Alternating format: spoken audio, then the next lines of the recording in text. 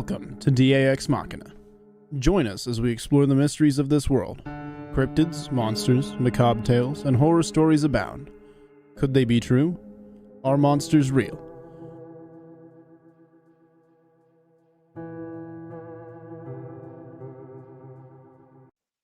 Good evening, folks. Thank you for joining us on another edition of Ex Machina. Glad you guys are with us. We are joined by Carrie Pocket Doc Davis and Robbie Rip Rains. Robbie is coming to us from a training center somewhere at some undisclosed location. It is in the within the dark continent. We cannot say where for sure because it is classified. I don't know where he's at. I'm just making that up. Robbie, where are you at? I'm still in South Carolina, but I'm in. As Doc said the other day, I'm in BFE. I'm in East BFE. I can see BFE from here, but it's a long ways off. Correct. So, like we always say when we get down south of Branson, we always say we're not quite in Arkansas, but you're close enough to hear the banjo music. Yep. I'm in Barnwell County, South Carolina. And, yeah, there's not a lot here. So where Deliverance was a love story with a tragic ending? Maybe. I have heard some strange stuff going on out here at night after I've closed and locked the door. So putting a chair under the door handle. Yeah. Flip that little thing around the deadlock or deadbolt. Don't shave. You'll look too much like Ned Beatty. I ain't shaving. Trust me. Well, we're glad you're safe, man. Boys, You guys, I'm glad you guys are here, man. It's good to hang out with you all. We're good. We got to be here. We didn't get a promo video released for this show. We filmed it, but we didn't get it edited and released because Noah's computer took a big old crap on him today, and we had to go buy a new CPU for it. He hasn't got it replaced yet. We just got the part. So all my editing is going to be on standby until Noah gets his computer fixed. Damn computers.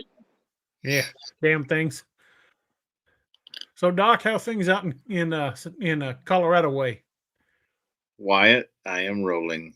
It's cold. It's snowing a little bit, but other than that, all right. I just got back last night, so was in the office till late this evening, and then was able to jump in real quick. Well, I'm glad you were able to jump in with us, Bubba. I haven't seen you on the Sundays. I know, man. It's been a minute. Spent the weekend with Robbie and Mr. Brock Blades himself. I see Ken's in the chat. Yep. He learned me about all things blade. So nice. I even overcame one of my biggest fears. Did you overcome it, Doc? No. I overcame it enough to hold a python. I actually held a snake. Can you believe it? Well, I knew it was going to happen because I was there when. You converting to snake handling now, Doc? No. Because his wife was there, and she's like, "You want to hold the other one?" I was like, "No, I'm good. Totally fine." Yeah, I'll take a big old pass on that. It wasn't all that bad, but yeah, I tried to stay away from the business end. Yeah, well, that is the end to stay away from. Thankfully, though, this snake was really chill. So, yeah. Well, constrictors tend to be that way unless they're hungry. Yeah, I just like, nope. Yeah, I don't know. I think that might be the extent of the snake handling I will do for the rest of my life. So, I'm good. I don't blame you one bit. Yeah. Folks, we got a bunch of accounts for you tonight. Some that were sent in via email, some I've collected in person. But we're going to be reading some accounts for you. Robbie won't be reading any tonight, not because we don't want to give him the long ones, but because he's on his phone and doesn't have a good enough connection where he can bring up the account and the screen. So it's just going to be me and Doc stubbling our way through these, and Robbie is going to have running commentary. So bear with us as we work out the specifics of who's reading what. Doc, you want to Just go call me first? good You want old me to? JR. With the color commentator. Oh God, it's a slobber knocker. Doc, you want to start, or you want me to? Yeah, I'll start off. Let me wipe my readers off so I can see what the crap I'm doing. All right, let's see here. So we are talking about tonight. There's some encounters, and so the first one starts out. Date May 2018. Exact date unknown, possibly the 16th. Location between Lebanon, Missouri, and Camdenton, Missouri, off North Highway 5. Highway VV. Yeah, VV. Okay, near Liberty Cemetery. Time of day, mid-afternoon. Weather conditions, sunny and warm, lots of daylight. Reporting party wishes to remain anonymous. Report taken 26th of October 2023 via email. The account starts out and says, I was driving home after work and was nearly to the turnoff to my house when I saw what I thought was a person walking in the ditch next to the road. There weren't any other cars around, so I slowed down to check on them. I mean, everyone who lives out here knows each other, so we keep an eye out in case someone needs help. As I got closer, I could see that it wasn't a person. Whatever it was had dark brown hair all over its body and walked kind of hunched over. As I got up next to it, it turned its upper body to look at me, not just its head, the whole upper body. At first, I thought it was smiling at me, but it let out this grunt/snort and slapped the side of my car. It ripped the side-mounted mirror off my door, and I hit the gas. I almost fishtailed the car before I got it under control and sped away. When I looked back, it was gone. I don't know where it went and haven't seen it since. Honestly, I hope I don't ever see it again. And I concur with that. Robbie, what time is that? Time to, It's time to get further. yeah. It's time to go over yonder. Yeah. I So would definitely agree with that. It snapped off their side mount mirror, so they were close. Yeah, well, it's not the size of the car too. Yeah. So Well, I know those county roads up in Laclede County, they ain't wide, and most of them don't have much of a shoulder to speak of. There's edge of the road, and then there's ditch. Yeah. I mean, and I guess since it was in the ditch and it was hunched over, they couldn't really get a good grip on how tall it was. I'd be curious to know that. They said it was. Let me see here. They said it had dark brown hair, kind of hunched over. So yeah, I guess it was not smiling, but kind of baring its teeth. So That makes sense. yeah. Well, I know those ditches up there, there's not like a uniform consistency. You know, some spots they'll be 3-4 feet deep. Some places they'll be 6 or 7 feet deep. But if it's quite close to the old, he said Liberty Cemetery. Yeah. Shoot, it had been a while since I've been out that way. I'd have to go out and see if I could kind of get a measurement out near that cemetery. Next time I'm up in Lebanon, I'll drive out that way and see if I can find the rough area where that happened. That is a pretty rural area.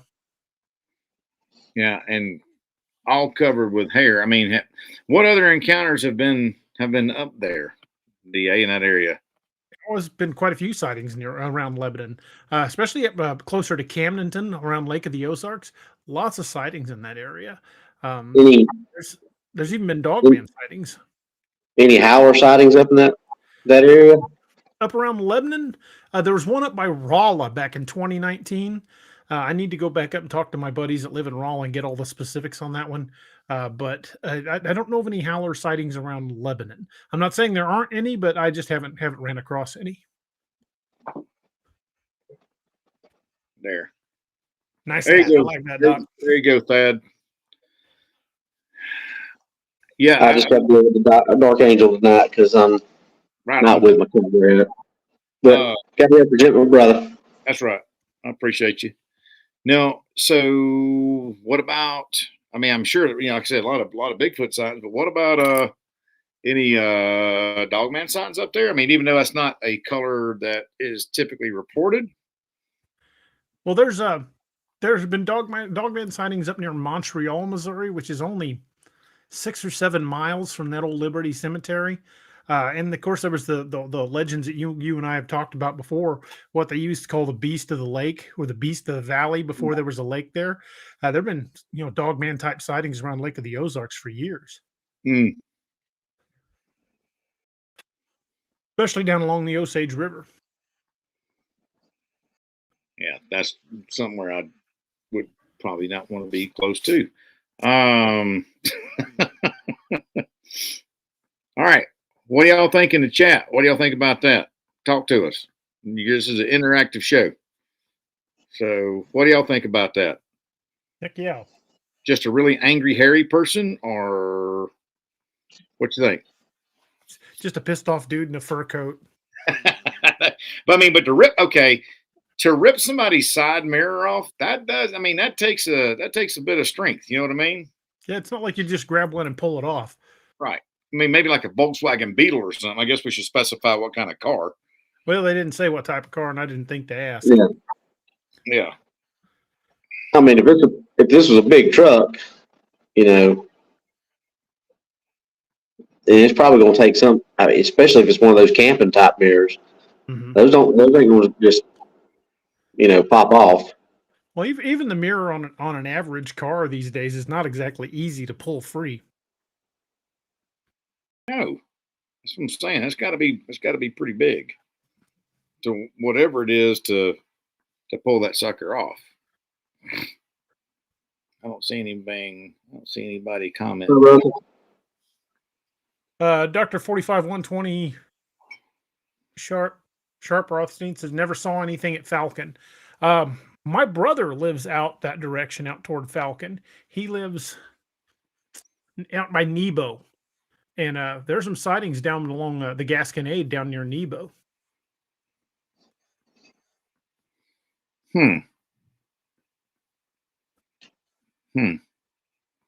Okay, how far is that from you? From me? Yeah. Lebanon's about 45 miles from here, and to get out 32 highway out to Nebo is probably another 15, 20 miles. So east, west, north, south? Northeast, roughly. To get out there toward Nebo is actually heading around toward the back gate of Fort Leonard Wood. Which a lot of sightings have occurred at. Yep. That's actually really close to Fort Leonard Wood.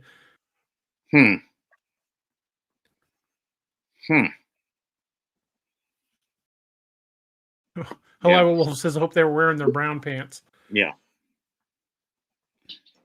Well, I mean, we've talked about that before, though, about how many sightings of different things are around these bases like that. And it just seems there's always something around these bases. It's just like, what connects these dots? Right.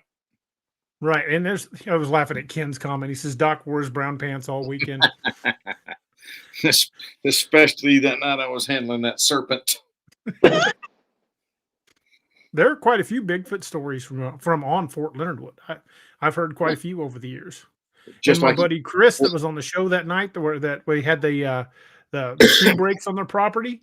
That's not far from there. Well, I mean, just like we've had a bunch of sightings down in Fort Carson, south of here. So who knows? Well, there are sightings all through, like from Pikes Peak all up north of you too. Oh yeah. All out. El Paso County is a big county, and there's plenty. I mean, it's 2,200 square miles, so there's plenty of territory out here for them to roam around. It's amazing how many stories you get, especially close to military bases. Mm-hmm. Well, I mean, we talked about this before. And I can't remember what year it was, but even in Camp Lejeune up here in North Carolina, there was a good bit of dogman sightings up around there. Well, it's like somebody else said, Fort Lewis, Fort Jackson, Fort Campbell, there's always, it seems like anywhere there's a military installation, there's, especially in wooded areas, there's a sighting. I mean, my God, Fairchild Air Force Base up in Washington State. Yeah. There was a story I heard from Fort Sill, Oklahoma. Were supposedly a group of basic trainees on bivouac got quote unquote chased by a really big dude in a ghillie suit.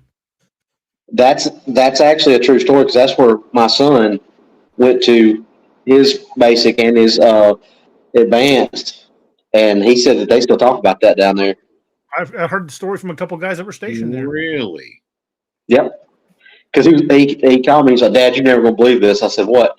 He said, "They actually have a story down here," and of course he used the word story, but he said there's a story going around down here about that. They say you're not supposed to go out by yourself because there's something down here that's chased students. And I'm like, "Really?" I said, "Tell me more." Yeah. No. I don't think I'd be out there neither. Open Coloring Book says any sightings of Momo. Momo being the Missouri monster, pretty much any Bigfoot sighting in Missouri could be attributed to Momo because I really think that's just what Momo is. I think it's just the Missouri Bigfoot. Robert D says Edward Air Force Base has a bunch of stories out of it.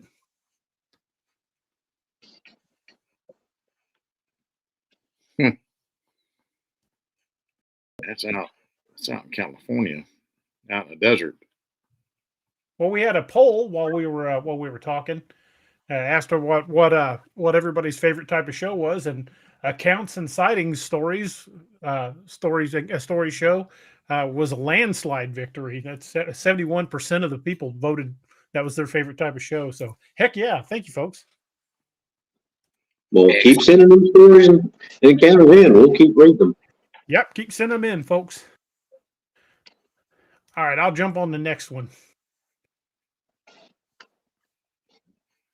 It says date September 12th, 1987, location near Eminence, Missouri, floating the Jacks Fork River. Time of day, early evening around 5 p.m. Weather conditions, warm and cloudy. Reporting party only gave the first name of Raymond. Report was taken from email 10/18/23. Says my brother and I were floating the river and fishing along the way. We were due to be picked up by the canoe rental van in less than an hour, and we knew we had to be close to the takeout point. The shadows were getting thick under the trees, and we started hearing whistling from both sides of the river. It sounded like two people whistling back and forth, but we couldn't see anyone. We decided to paddle a bit faster and move farther down the river. We'd made it about 50 yards when rocks started coming at us from the bushes on both sides of the river. I got mad and yelled, "Knock it off. I've got a pistol and I'm not afraid to use it." That didn't seem to stop them. If anything, the rocks just seemed to start getting bigger and closer to us. I reached for my pistol. It was just a .38 loaded with snake shot, just in case we needed it. We hadn't been loaded for anything else. We'd floated this river 1,000 times and never had a problem before. As we started to go around a little jog on the river, a rock about the size of a large box came flying out of the trees. It was about 6 inches thick and almost 2 feet across, almost completely square. It hit with a hell of a lot of force, so we knew it had to have been heavy. I didn't think any person could have thrown it. My brother was thinking the same thing. We were getting close to panicking. I grabbed the pistol and fired off 2 rounds into the air. Then we started paddling like crazy. Something inside the woods screamed at us. It sounded like a cross between the T-Rex from Jurassic Park and a mountain lion, but it had to weigh like 1,000 pounds. It was so freaking loud we could feel the sound waves hitting us. I know that's nuts, but that's how we both felt. We paddled as hard as we could and almost fainted with relief when the pullout point appeared on the shore. The rental crew was there waiting for us. We didn't waste any time getting out of the water and into the van. We thought about asking them if anything like that had happened before, but decided to keep it to ourselves. There's no way they'd have believed us. Did it say what time of day this was? I believe it did. Let me check. Time of day, early evening around 5 p.m. Okay. That's rather terrifying. Yeah, just right about, well, actually, at that time of year. What month did that say that was? September. So 5 p.m. The sun would be getting pretty low in the sky. Yeah. Hey, big guy. Sun's getting pretty low. Little Patty said, "DA, have you heard from Cam lately? Is he okay?" I talked to him just the other day. He's doing all right. He's just trying to get caught up with all the projects he's got going at work. And he said every time he finishes one, they put 3 more on his desk. But he's really hoping to have all of those done by Thanksgiving, so he can concentrating on getting like books out and doing more shows. Robert D says, I've had that done to me with 7 football-sized rocks. Jeez Louise. That reminds me of the Fred story, when the basketball-sized rock came out and almost plopped him upside the head. That would have killed him if it hit him. Oh, Wyatt Estes says September is when we had our stuff happen on the lake. It seems that, like here in Missouri, just specifically, and I don't know why, but the fall of the year, especially the closer you get to deer season, the more active they seem to get.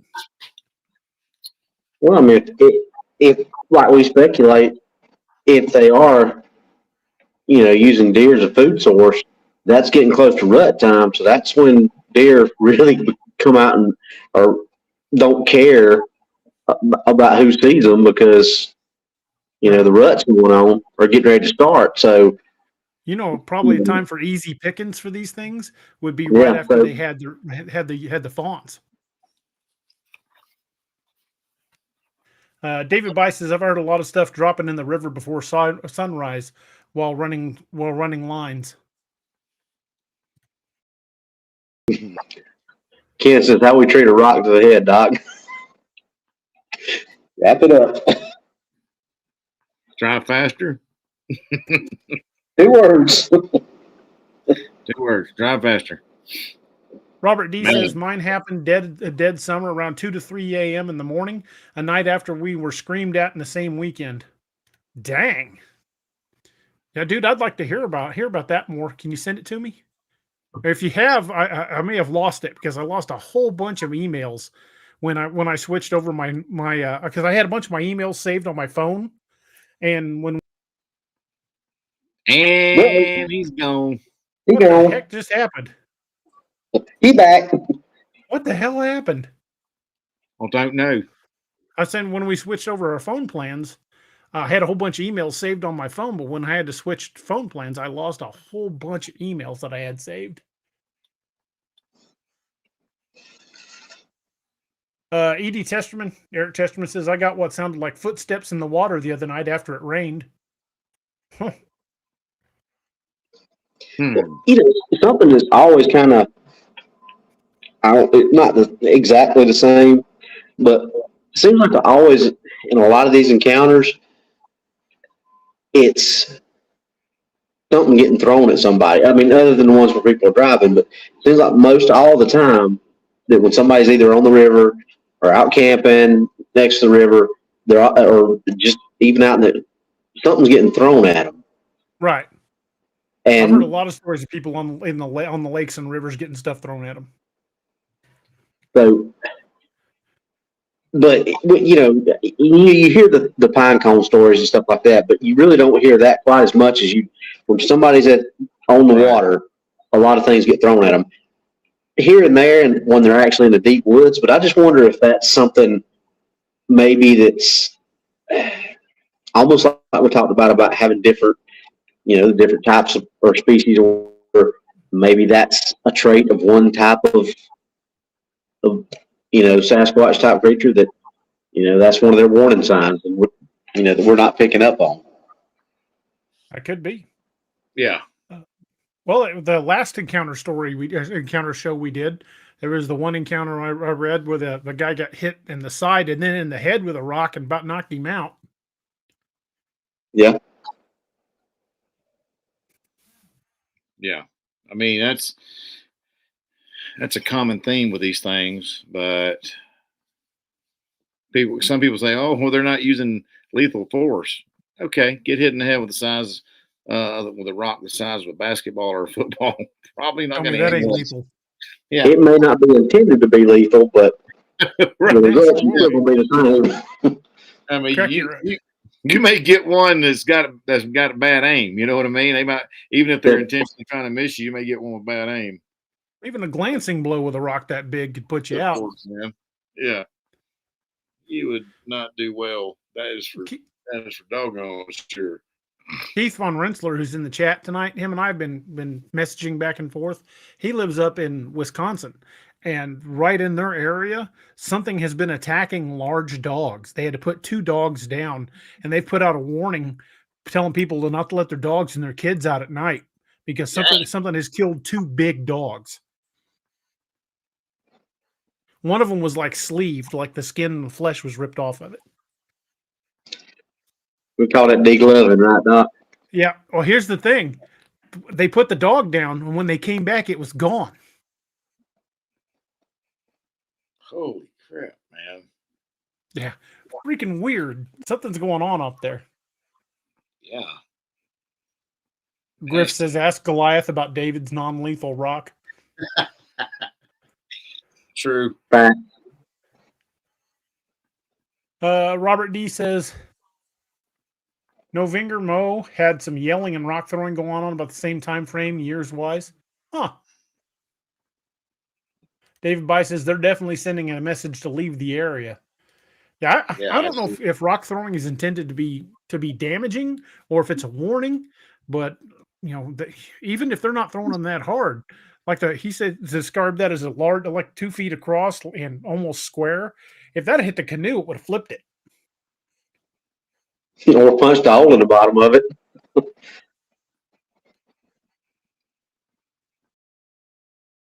Josh Dalton says, DA breeds of dogs. No, we don't know the breeds of dogs, but it said both cases they weighed in excess of 60 pounds. So it's a good sized dog. Yeah.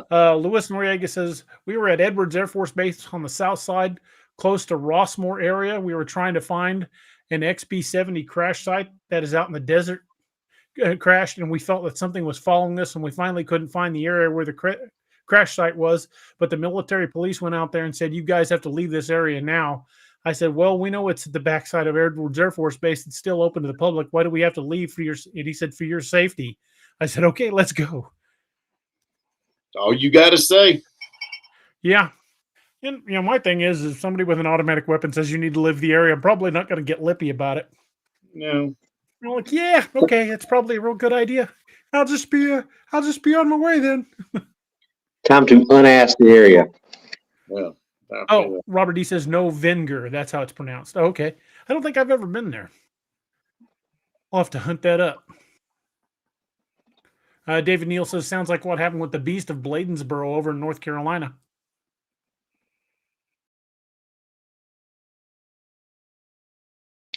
I ain't never heard of that one, DA.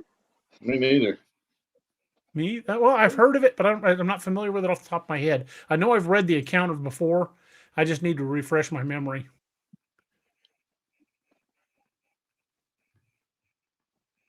Jesse Van Rensselaer says, everyone up here claims it's a pack of coyotes, but I don't know how many coyotes can do. Know many coyotes that can do that, especially to a dog that big. And coyotes would have to drag an animal off. You know, a 60-pound dog would be something they would. And generally, coyotes eat what they kill right on the spot. They don't tend to drag it very far.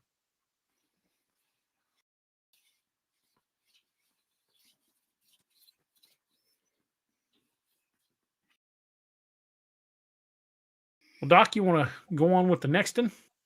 Sure. All right. Let me go down here. Okay. Date, November 15th, 2017, Mark Twain National Forest near Chadwick, Missouri. Time of day, early morning, maybe 7 a.m. Weather conditions, cold and cloudy. Reporting party, please don't use my name. Report taken 10/19/23 via email. Call me Steve. That's not my real name, but I don't want people to think I'm crazy. A lot of people around here will recognize my name, and I know a lot of us watch your show. Thank you for reading this. I had a section of land that I'd been deer hunting in for several years. I got out there well before daylight and got up into my deer stand, and I was about 10 feet up off the ground. It was pretty cold. So I was dressed in thick layers to stay warm. I was hunting with a scoped Savage Arms Axis 2. It's in 300 blackout. So it had plenty of power to knock down a whitetail. I've always had good luck with it. And just before dawn, I heard a snort about 50 yards to my left. I immediately thought it was a buck and got excited. As soon as there was enough light to see by, I was going to look for him. He sounded pretty big. I sat quietly until the sky started to turn purple in the east, and then I heard it snort again. This time, it was right below my tree. That was really odd since I didn't hear it approach. There were enough leaves on the ground that I should have heard it. I didn't want to move too fast and scare it off, so I slowly shifted so I could look straight down. There was just enough light to see shapes, but not much details. What I saw scared the hell out of me. Standing just a few feet away with its head almost level with my feet was a big dark shape. It looked like a man, but it had to be like 9 feet tall and was built broader than a pro wrestler. My first instinct was to shoot it, but it growled at me and I could see the white teeth in its mouth. I'm pretty sure it was snarling at me. I almost panicked and nearly dropped my rifle. I could feel it staring right at me. After another minute, it snorted at me, then slapped my boot with its hand hard enough to hurt. Then it turned around and walked back into the woods, barely making a sound. It was still dark enough that I lost sight of it pretty fast. I gave it a few seconds to cover some distance, then I turned on my headlamp and climbed down out of the tree stand. Good call. I brought my rifle up to my shoulder and made sure I had around the chamber. Then I headed for where I parked my truck before walking into the woods. I could hear something pacing me and an occasional snort, but I never saw it again. I went back. Hold on a second. I went back later that day with my dad to get my deer stand and found that it had been torn out of the tree and smashed to pieces. My dad wanted to know what could have done that, so I told him my story. He listened without saying anything. When I finished, he just said, "Okay, but let's not tell this to your mother." I asked him if he believed me, and he said he had seen something similar when hunting near Forsyth about 20 years ago. I still deer hunt, but now I carry a 45-70. Yeah, I would upgun the gun too. Holy crap, dude. Slapped him on his foot. I mean, that sounds like counting coup to me. You know what I mean? Yeah, almost like it was daring him to do something about it. Yeah. Woo, man. You know, I've sat in plenty of deer stands. Every freaking leaf sounds like it's crashing and rumbling. I mean, how it came up on him without him hearing it? That's If you can hear a squirrel coming through the leaves, and you know how loud them little suckers are. Good night, man. That's scurry right there. Medley Do Right says Bigfoot slapping your shoe is a signal to leave. Yeah. You think? You ain't got to signal that twice. My old LT James Jenkins says Chadwick, that's close to home. Yeah, we were just out at Chadwick just a couple of days ago. Ooh, man. Ken Brock says more like counting poo. Yeah, exactly. That is either a sphincter tightening or maybe a sphincter loosening moment right there, son. Tube says Code Brown. I'm gonna go with sphincter loosening. Man. Penny Van says maybe Bigfoot wanted to try on said shoes. Maybe so, man, but Lord. Give me them boots. I'm gonna say sphincter loosening, and that's what the snorting was about. Is it paced him out of here like, get out of here. Yeah, that's scary right there. You know, I've dozed off in a deer stand and woke up with a deer right below me, but I can't imagine looking down my deer stand and seeing something like that standing by my feet. I probably would have crapped my pants. Yeah, and Haliwa Wolf brings up a good point. Yeah, fair point, but squirrels they hunt nuts, not other critters. Yes, so they definitely have to be. If you're an apex predator, you got to be a little bit on the quiet side, or you're going to be dead from starvation. Whew, man. David By says you want to pee yourself and realize you already did. Yeah, exactly. That nice warm feeling is not reassurance. Penny Van says, y'all know about that bear that stealthily came up behind me and sniffed my hiney? That'd be in a brown pants moment, too. It's amazing how quiet some of these big things can be in the woods. Yeah. E.D. Testerman says it would definitely cure constipation.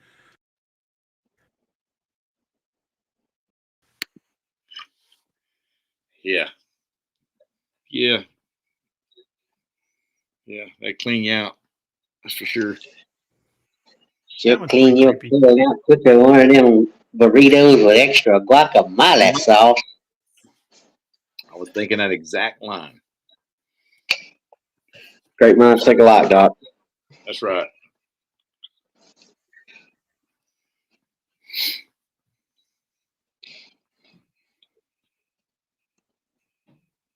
Is it Yeah. my turn or your turn? Your turn. It'd be DA's turn. This one says date January 5th, 2021. Location just outside of Seneca, Missouri. Time of day around 9 p.m. Weather conditions rainy and cold. Reporting party name withheld by request. Report taken 10. I talked to this guy in person last time I was down at Indigo Sky Casino. Pretty nice guy. It was back on the 29th. Anyway, he says, I was driving my wife to the Indigo Sky Casino and we were almost to Seneca where we'd turn off. I'd left Interstate 44 and went down Missouri Highway 43, and we were maybe 5 miles out of Seneca. I had my windshield wipers on high and was driving slowly because I was afraid that the rain would start freezing on the road. We hadn't seen another car for a few minutes, and it was very dark on that stretch of road. As we were driving, I saw something moving off to the left side of the road, and I initially thought it was a deer. But when my high beams hit it better, I saw that it looked more like a gigantic dog. It was dark colored with grayish streaks in the fur. It was eating something in the grass, in the ditch. When it noticed my headlights, it ran across the road in front of us. My wife and I both got a good look at it. It looked like a dog, but it was huge. Its back was nearly as high as the hood of our RV. It had to be the size of a big black bear. It had a head like a mastiff with thick jowls, and I could see slobber dripping from its mouth. It turned its head toward us, and the eyes reflected a fierce, bright red, like burning coal or something like that. It ran like a dog and looked like it had to weigh 500 or 600 pounds. And here's the really weird part. It had horns on its head. Not like a cow, more like a goat, only they were pointed straight back from its head. My wife and I both saw it, and I don't know what the hell it was. And when I asked him if he'd ever heard of an Ozarks howler, he said, "What the hell's that?" What you just saw? Sounds like. I said, basically what you just saw.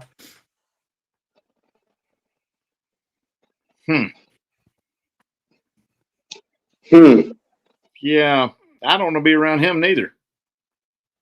Just saying. I guess it was probably eating roadkill. Yeah. Yeah, sounds like. Dad Brown says, even in a car driving, I'd have to change my pants. Bro. Yeah, I'm right there with you, dude. You ain't lying. Yeah, that'd be quite terrifying. Faux show.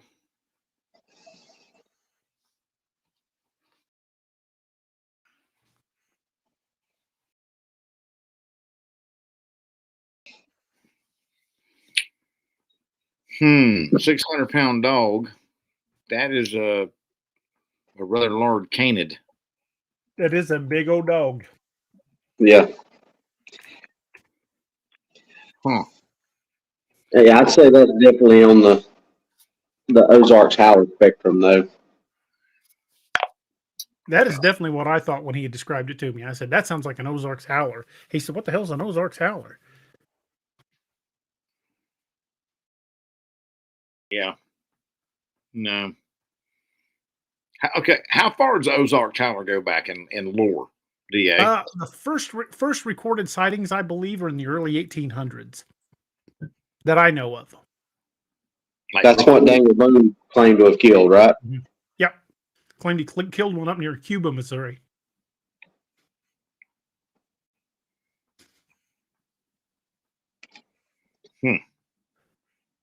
Then supposedly had stuffed in his private collection, and it disappeared after he died. So, and then most of his collection was taken by the Smithsonian when he died. Yeah, there we go again with the Smithsonian.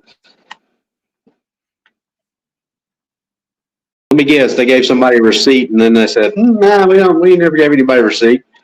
I think they were donated to the Natural History Museum of the Smithsonian when Boone passed away. Donation. Probably. Well, his family probably didn't want him. I mean, the dude was a serious hunter.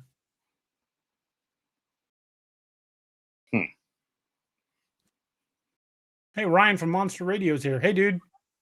What's up, Ryan? Griff, what's Doc's vote? Griff, what do you think my vote was, man? Snowmobile violator.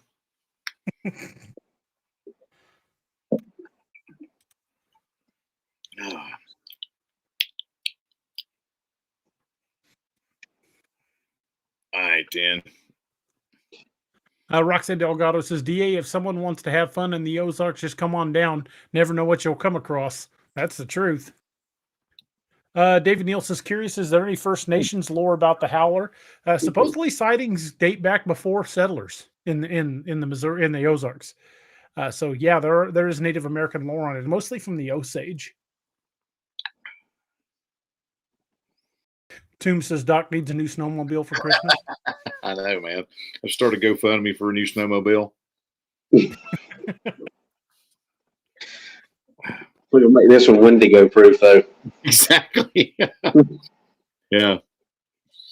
Well, that last poll looks like Wendigo won out on that one. I think so. I can't see the polls on the phone, so Hey, yeah, you've got to be able to see the chat. yeah. Well, I can see the chat. It's not showing up what the polls are. Haliwa Wolf says, yeah, we got to put Doc's snowmobile in a bunker before talking about the Wendigo. That's true. Yeah, or like David By says, up armored snowmobile. That would be rad. That would be kind of cool. That would be rad. That is just basically a snowcat. Yeah, and you know, and just put a pedal mount on there for a 249 para, and you're solid. Yep. Maybe. Roxanne Delgado says, DA, I listened to a video about the Howler. Native Americans said it was a huge black cat. There have been quite a few people that described it as cat-like. But the majority of the stories I've heard said it was like a dog, like the size of a bear. Yeah, no. Kate Bowers 8111 says, need a short story of what all happened to Doc and his buddy while waiting on the wild hunt. That'd be funny. I'll read that one over the air. Might have to make that happen. Thanks, Greg. I figured that one out. Greg, your book's on the way. Listen.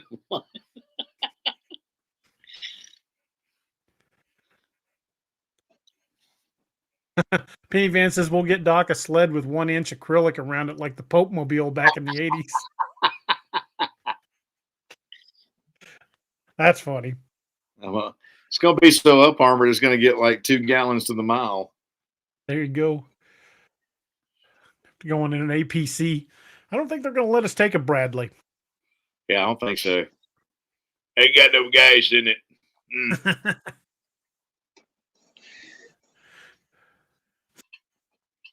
It gets 3 gas stations to the mile. Yeah, pretty much. Well, Doc, you want to jump on the next one? I reckon. All righty. So the next one. June 5th, 2001, location Ants Creek Campground, Kimberling City, Missouri. You may have seen those from some of DA's books. The time of day, approximately 0430 hours. That's 4:30 in the a.m. civilian time. Weather conditions cool and clear. Reporting party Emilio Garcia, report taken 11/6/2023 via email. First, let me say that Emilio Garcia isn't my real name. Well, had me going. I know this story isn't much, but I still don't want anyone to think I'm crazy. I know a lot of people around here. Besides, I don't know what this even was, much less if it was even Bigfoot or anything like that. I was getting ready to go out early on my fishing boat, and we'd been camping at Ants Creek. We camp there every summer, and I go fishing for my vacation. I was the only one in our camp that was awake. I was sipping coffee and getting my gear together when I heard something scream from across the bay. It wasn't very far away, though. It wasn't a mountain lion or a bear or any animal I know that lives in this area. I hunt every year, and I know the local animal sounds. This sounded more like a cross between a woman being murdered and a dying rabbit. It was multi-toned. Anyway, I heard it scream 6 or 7 times. Never thought about trying to record it. No one else in our camp was awake, and I didn't see anyone milling around the other camps, so I don't know if anyone else heard it. I finished my coffee and headed out in the boat. The sun was coming up as I got back into a little cove to start fishing. That's when I heard it again. There wasn't anyone else around at all. I was alone in the boat. That's when I got a glimpse of something at the edge of the trees. At first, I thought it was a bear, but it moved really fast and vanished back into the trees. For a second, I thought I saw horns on its head. I know, that's nuts, right? I mean, bears don't have horns, do they? Anyway, it moved more like a big dog than a bear. I only saw it for a second, so I must have been mistaken about the horns. I thought about putting my boat on the shore and looking for tracks. As I drifted closer to shore, I had the bad feeling that it was watching me. I decided to find somewhere else to fish for the rest of the morning. I avoid fishing in that cove now, and I've been thinking about changing campgrounds too. Follow up. Emilio said he had never heard of an Ozarks howler and that he's heard it scream again just a few days ago. He had been fishing near where the James River empties into the Table Rock Lake. That's not far from Blunk Road in Galena, Missouri. Dun, dun, dun. Very interesting. Yeah, I've never heard of one being murdered either, but I mean, maybe a woman screaming? I don't know. I mean, I know I've heard raccoons scream. That scared the hell out of you. I've heard panthers scream. Also scared the hell out of you. I've heard foxes screaming, bobcats screaming. All of them will raise a hair on your neck especially if you're out in the woods by yourself. I mean, hell, even a screech owl will scare the poop out of you. That you know? But like he said, if it was big like a bear but looked like a dog and possibly could have had horns, could that be another Ozarks howler sighting? I don't know. To me, it's what it sounded like. It sounded like a howler to me. But then again, considering what's in the woods around here, he might have just gotten a glimpse of a black bear and heard something else screaming entirely. Might have. A lot of people that say they are familiar with wood sounds will not recognize a fox when it screams. So might have been wrong place, wrong time. Heard the fox scream, but then again, I wasn't there. So I'm not gonna say it couldn't have happened. But again, to me, it sounds like another howler sighting if that's what he saw. Yeah. Can you hush? That's not even funny. This one actually has several. This little installment has quite a few howler sightings. I just out of the blue got a whole rash of them. Ryan says, first time I heard a bobcat scream, it was in the middle of the night, and I might have lost a few years off my life. Yeah, bobcat scream will scare the poop out of you, man. Yeah, it will. Yeah, it will. They'll make a god-awful racket. Yeah, they do. I mean, and coyotes and foxes even, hollering and screaming out there. I mean, we hear those little fuzzy bastards out here all the time. So screaming and hollering out in the backfield, chasing rabbits or whatnot, whatever they're doing. Up to no good. Crackheads. Up to their little shenanigans. Eating Doc's chickens. Shenanigans. Yeah, that was a feral cat. Was. Emphasis on the was. Yeah. He did that once.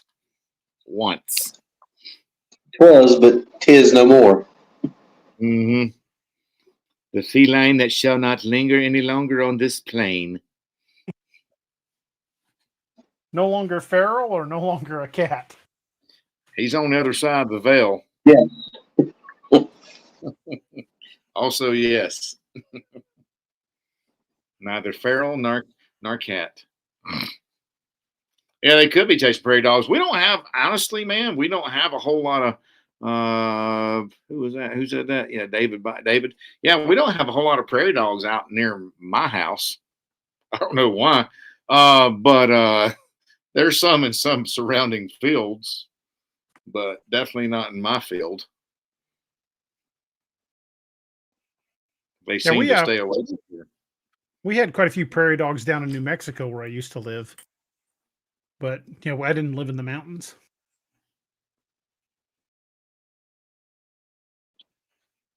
Yeah. Yeah. That's a poor kitty.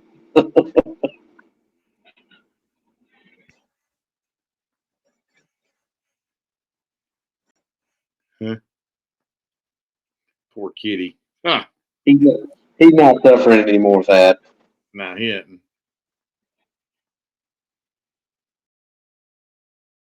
Everybody says prairie dogs carry the plague.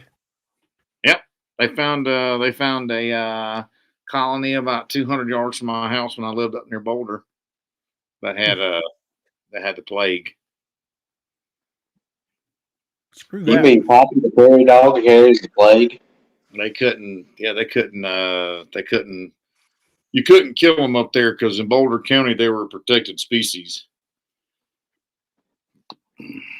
Open Coloring Book says hunting with dad and brother decades ago, and I heard a woman scream. My brother said a baby. My dad shot a cougar out of the tree 20 yards away. It was not a healthy cat.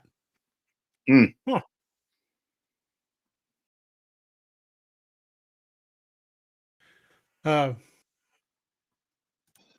Delois Montgomery says lots of prairie dogs out in our part of Texas. Got lots of coyotes too out there too. Mm-hmm.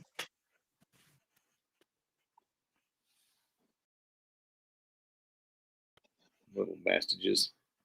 Guess what I got, Doc? What's I that? don't know if the camera will pick it up. I got the new gas plug for the Garand. Oh, nice, man. Yeah, get that put in tomorrow. That way you can shoot modern ammo. That's right. Yep, I know exactly which one you're talking about. It's a dude's name. I can't remember. Billy Mitchum says, I've been in a deer stand and heard what I could have sworn was a kid horsing around, but there's no way it was kids. Yeesh. Still, that's crazy. That's creepy in the middle of the night. E.D. Testerman says, just had my dining room window come out of its track and fall in. Got it fixed, but dang, I'd have jumped out of my skin if my window just fell in. Yes. Yeah, I would not be happy. Goodbye says he's supposed to get his bounty tomorrow. Awesome.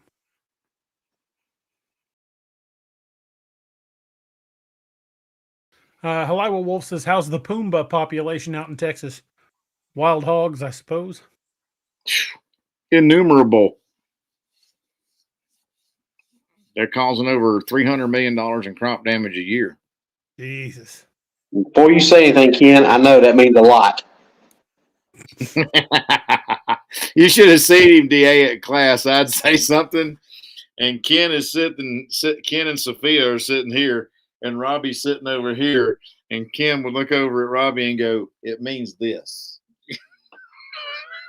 I don't know. I mean, Robbie was telling Ken that he was number one in class a lot. So. Ken is number one in my book.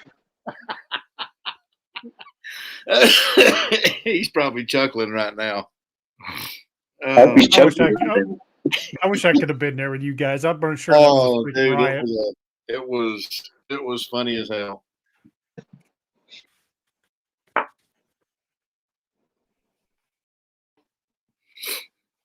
Oh, mercy.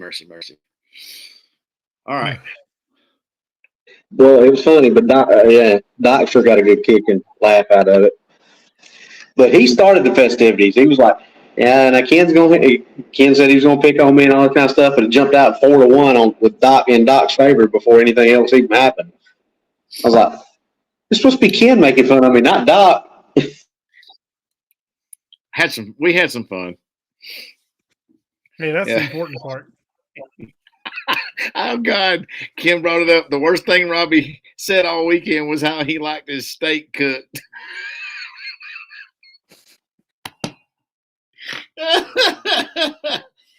Oh Lord, that's funny. Oh, mercy. Pat Brown says, Doc, you should play Bigfoot with these two. You should, man. We had a hoot the other night. It was fun. Well, I got to get my computer to the shop. Robbie died.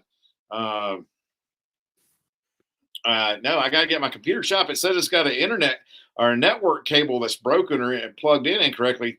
Dude, that thing's never had a network cable plugged into it. I've always used a wireless adapter, but it says the wireless adapter is messed up too. So I got to take the whole freaking thing to the dad blasted computer guy. So yeah. Anyway, so I hope Robbie can get back. Fixed. Yeah, I hope so. Well, I'm gonna be on vacation next week on a little holiday. So I'll call the guy tomorrow on Friday. Doc, you're fading out. I think I just lost Doc. Nope. He's sort of moving. Doc, hello. Yep, there it got better. You kind of went for a little bit. Yeah, I got to take my computer. I'll probably take it in Friday so they can work on it while I'm on holiday. Well, hopefully get it fixed for you. Yeah. Oh, I'm sure they can fix it. I'm sure it's an easy fix. It's a nice computer. It's just old. Needs to be, probably has a little maintenance done on there. Let me see here. Do you want me to read the next one? Yeah, go ahead. All right. Date, September 1988. Location, Blunk Road, Galena, Missouri. Time of day, late at night, probably close to midnight. Weather conditions, clear and dark. Reporting party, Kevin A. Last name withheld. Report taken 11/2/23 via email. DA, I just finished reading your book, Lakeview Man, Beast of Blunk Road, and I have to say, wow, I really love that book. I could see all the places you described because I lived there. I grew up in Galena in the 70s and 80s, but we left the area in the early 90s when I joined the military. The opening scene in your book really freaked me out because almost that exact same thing happened to me and my girlfriend in 1988. Well, except for the part where they died. Obviously, we survived. We were both 16 at the time and had found our way down to the river at Blunk Road to be alone. I wasn't driving a pickup like in the book. I had a 1974 Chevy Nova. Hell yeah. We had crawled in the back seat. That's a nice car. Had crawled in the back seat and we were doing things we knew we weren't supposed to, but teenagers everywhere do anyway. Round chicken, round cow. The windows were mostly fogged up. Shock and surprise. And we were in the middle of things when the car suddenly shook. At first, I wasn't sure it hadn't been us. But we stopped and I looked at her. Before I could ask her if she had felt that too, the car shook again. Only this time it was much harder. She screamed, "What the hell was that?" I didn't know what to tell her. I started to tell her it was fine when the car shook again. You hear Morgan Freeman in the background go, "At this moment, they knew it was not fine." And something screamed. It was like a freight train mixed with a howler monkey. Then the car started shaking violently. I rolled over the seat and slid behind the wheel. She was still screaming in the back seat when I fired up the engine and hit the headlights. I saw something there at the front of that car that looked like a bear mixed with a Rottweiler. More dog than bear, though. Its eyes were bright red and it had horns on its head. Man, we're 3 for 3. I immediately thought it was some kind of hellhound. Then I remembered my stories my grandmother told me about the howler. She said she had seen it when she was a little girl near Branson. As I put the car in gear and punched it to back away from it, the thing turned and ran for the trees. I swung the front end of the car around and threw it into drive and then shot down the road back toward Galena. We were both nearly in hysterics by the time we reached town and pulled into the convenience store. We got dressed and tried to calm down and went inside and bought a soda before I took her home. We've been married almost 30 years now and haven't been back to Blunk Road since. Even if we still lived in the area, I wouldn't go back there, especially at night and never unarmed or alone. That was a good story. I like that. Blunk Road's a creepy area in the daylight. So 3 for 3, man. I hope y'all don't mind my commentary on the stories. I just get moved by the spirit sometimes, and I got to do it. So, if you do mind it, I like the Morgan Freeman, but then they realized they weren't fine. It was at this moment they realized they were indeed not fine. Everybody loves you, Doc. Yeah, Ken Brock. Well, I'm never going to Missouri. That settles it. That's off the list. What, you guys don't want to go down to Blunk Road? I'll exactly. be happy to take you boys down there. Man, Yes. I'm gonna tell you what.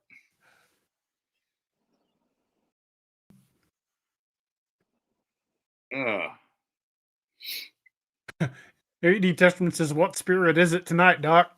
Well, it's not. I mean, I got a Coors Light here, so yeah, that's about it. I'm just high on life, man. No, I got my second wind. My ass was dragging my tracks out earlier, so yeah. I'm drinking Yingling tonight. Oh, me and Robbie drank some of that the other night, didn't we, Robbie? We sure did. Yingling. Yeah, we put a few of them back. Yes, we did. David Bice says, "Hell yeah, Missouri is an experience." I took David down to Joe Bald. That right where I took you, Doc. Oh yeah. You want to hear something crazy? They're building something at Joe Bald. What are they building? Noah and I were down there the other day. It looks like they're putting in a boat dock.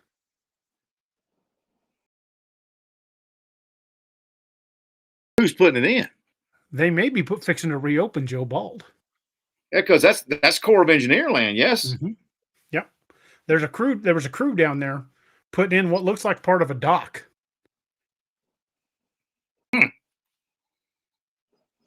Well, see how long that lasts. Yeah, I'm wondering. Yeah, if they I'm wondering if they are just not taking into account all the crap that's happened there, or maybe they can't read the stories because they've all disappeared, all the reports. Yeah. But I don't know who's behind it. I don't know if it's Army Corps of Engineers or if it's an individual project, but they were definitely building something, and it was partially in the water. So it looked to me and Noah, like they were putting in a dock. I could be wrong. I don't know what that, it could be something else entirely, but it looked like that it was some sort of dock. Yes. An underwater research facility. There we go. In Table Rock Lake. Yeah, exactly. Roxanne says, "Let's all go camping at Joe Bald." Yeah, they kind of frown on that now. They'll come down there and run you out. But if they're opening that sucker back up, that might be a good opportunity to do a little field exploring.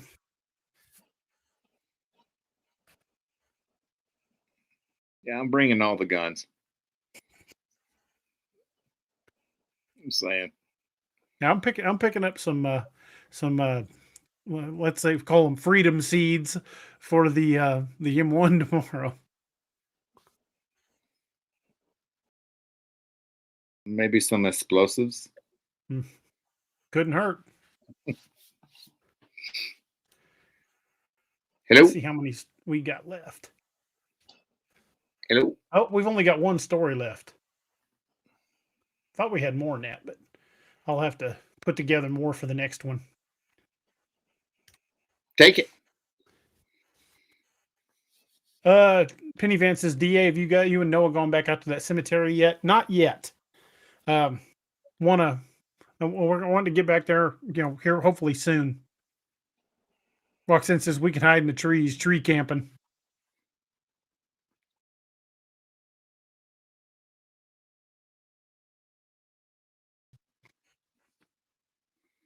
Robert D says, "Take Steve down there to pee on the trees again."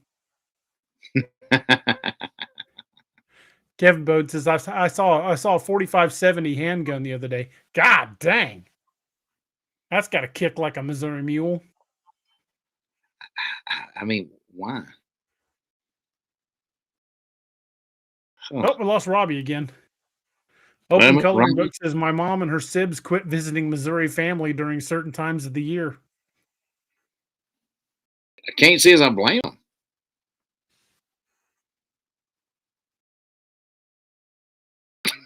Welcome back again. And bye-bye. And he's gone again. Paliwa Wolf says, "Doc, why did you think about explosions when it came to your snowmobile?" Explosives. Plural. Robbie, you going to stick around this time? I don't know. Hawaii Wolf No. said Not my somebody focus, made a not my 50 monkey. somebody made a 50 BMG pistol. Jeez, but no, thank you. Nah, I'm good. I'm not trying to shoot that. I'm good. No spank you. All right, well, I'm going to read the last story, and then I guess we'll just talk about them. This says, date December 24th, 1995. Location just south of Cane Creek, Arkansas. Time of day after 10 p.m. Weather conditions, cold and light snow on the ground. Reporting party Amy P., last name withheld. Report taken 11/3/23 via email. I know it was just after 10 because we just left a Christmas party at my aunt's house a few miles away. I was driving my old 1985 Chevy Suburban and the heater never worked very well. The windshield was kind of fogged up, but it was clear enough to see to drive. I was in the car with my younger sister, 17, and my brother, 15. I was 19 at the time and was taking my siblings home because my mother wanted to stay later to help wrap Christmas presents. My dad wasn't in the picture anymore. This was well before any of us had a cell phone. I was driving cautiously because the roads were starting to get slick, and just as we started into a curve, a deer ran out into the road right in front of me. It didn't even look in our direction, and it seemed like it was running as fast as it could go, like it was being chased. I hit the brakes but slid sideways and hit the deer at almost 40 miles per hour. The bumper took the brunt of the hit, and then it went under the wheels. We spun around and came to a stop facing the opposite direction. I immediately checked my siblings to see if they were all right. They were fine, so I got out to check the damage. The front bumper was bent and the headlight on the passenger side was cracked. The blinker was crushed, though. There was hair and blood caught in the damage. I turned and found the deer. It was still alive, trying to get up, but 3 of its legs were just flopping loosely. It was bleeding in pain and kept looking back at the trees where it had come from. My headlights were pointed toward that section of trees, and I could see eyes shine in the darkness. They were gold and blinked slowly before it growled low and dangerously. I felt fear running through me, and I almost screamed. I started backing slowly toward the open driver's door when it stepped out into the light. It looked like a gigantic wolf, but it was on 2 legs, like a werewolf from the movies. It was dark gray on its back and sides, and the stomach and chest were a lighter gray. It had a head like a wolf, but the nose was narrower and shorter, like a Rottweiler, not a wolf. It snarled at me and then walked over to the deer. It grabbed it by the head and snapped its neck with a flick of its wrist. Its hands were weird, too, like the fingers were longer than normal. I don't know how else to describe it. Just weird, though. I jumped in the car and slammed the door, locking it. I yelled at my siblings to lock their doors and asked if they were seeing what I was seeing. All they could do was yell without really saying words. It stared at us for like a minute before it tossed the deer over its left shoulder and turned back toward the woods. It started walking away but stopped to glare at us one more time before it vanished into the darkness. I drove straight back to my aunt's house and told everyone what we saw. My uncle and 2 of my cousins grabbed their rifles and went back to the spot. When they got back, they said they didn't find the beast, but they did find massive dog-like tracks that had to be over 7 inches wide. After that, my mom wouldn't let us go anywhere alone at night for a long time, especially when we were close to my aunt's house. 7 inches wide? That's a big dog track. That's Christ. like almost dinner. That's like dinner plate size. I mean, that's freaking huge, dude. That is a big track. Big some Robbie, bitch. how much do you think that thing would have to weigh for a 7-inch track? 7 inches wide. Did they say how deep? It was light snow, so God knows. At least upwards of 800 pounds or more. That's a big animal. That's fucking huge. Because if its track's that wide, it's that wide to support a lot of weight for a reason. That's a lot of mass for that track to support, dude. You ain't wrong. Yeah. Well, it snapped a deer's neck with basically just by shaking its hand. Nah, he can have all the deer he wants. I'll even throw in some damn beef jerky if he wants it. Maybe a sibling. Yeah. One of y'all's going. I don't care which. You're going. You're a pain in the butt. You know. Yeah. Good night, man. That's crazy. Well, there's your dogman story. That one's out of Arkansas. If I I mean, and remember all, correctly, that's kind of in mid Arkansas, kind of right in the middle of the state. yeah, and I mean, all it wanted was that deer. You know, it was the deer was probably running from it when it run into the car. You know, or the car hit it. So, yeah, We almost had a collision with a deer coming home from the casino just like a week or so ago. We were coming down the highway down I-44, and the the vehicle in front of us, we were going around some trucks, and the vehicle in front of us was like 3 or 4 car lengths ahead of us, and all of a sudden I see a blur of motion, and then that whole vehicle shook, and this deer comes flying up in the air and landed in the road kind of in front of my Rogue, and I whipped it to the left and then whipped around it. But it was coming apart. I mean, that thing had just destroyed that deer. There was pieces falling off of it, and we got around it without hitting it. And the truck that hit it pulled off the side of the road, and I had to zip around him and narrowly avoided running into the back of their vehicle. And then the semi was like kind of all over the road too. So by the time we got through the area and got car under control, I was half a mile down the road. I'm like, you guys want to go back and see if they're okay? And she's like, hell no, we're not going back. So we went on home, but it was close, and it was a pretty hairy moment there for a minute.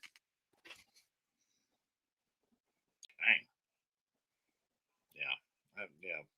John Wayne Gates says, check out the Smith & Wesson 460 mag.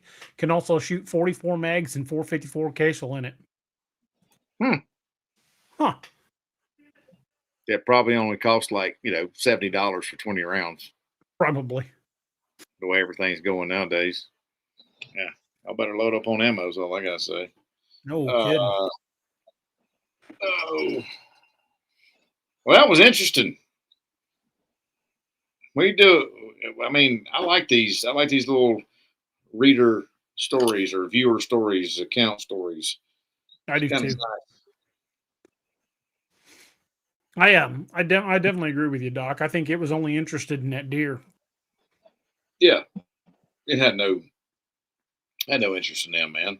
They just wanted this meal. Otherwise, it would have screwed with them too. I imagine if she'd have stayed out of that vehicle, it might have tried to add some long pig to the meal as well. But her getting back in the vehicle and shutting the door is probably a smart thing to do. Extremely.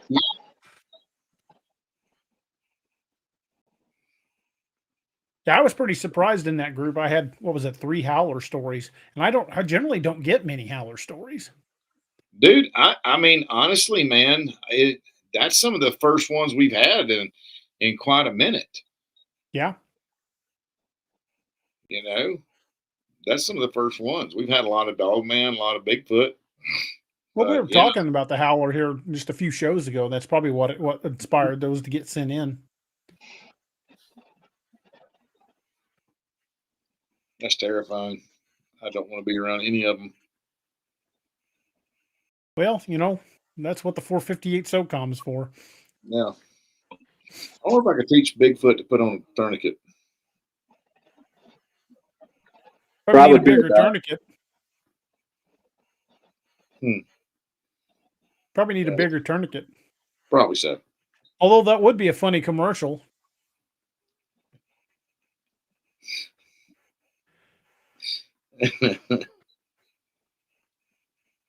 If Black Rifle Coffee can have Tacti-Squatch coffee, you can have a tactical squatch on the tourniquet. Tacti-Squatch tourniquet. Why not? There you go.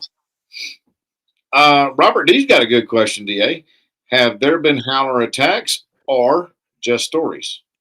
I've heard of animal attacks. I haven't ever heard of a person being attacked, but I've heard of quite a few, like down in Douglas County, down near Ava.